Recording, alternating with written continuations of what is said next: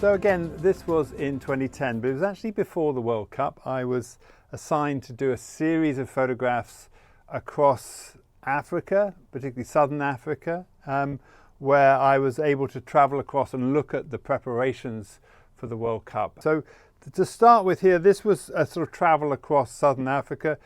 This was the photograph I'm going to show you. This was from Zambia, where I spent a little bit of time, and again, just kind of looking for football-related stories, trying to look at the excitement of people in that part of the world for the World Cup. It was going to be in Africa for the first time, so it was kind of a big African story. But let's start with this one, because this was the main image. Just a pure bit of luck here. You can see I'm at just a rural village football field.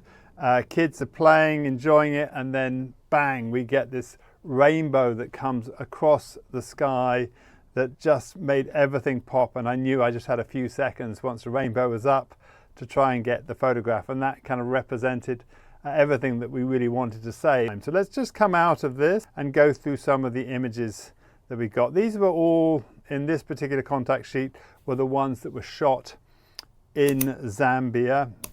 So this was in a tented refugee camp where I found some kids kind of kicking around on the outskirts of the camp as I go through these images. As I said, always kind of looking for a village football field or a football field anywhere, and then trying to capture images like this one here. So we have someone who's used a pen to write their name on the back and the number on the back, again clearly sort of showing their willingness to take part, but not necessarily having the resources that they might otherwise have.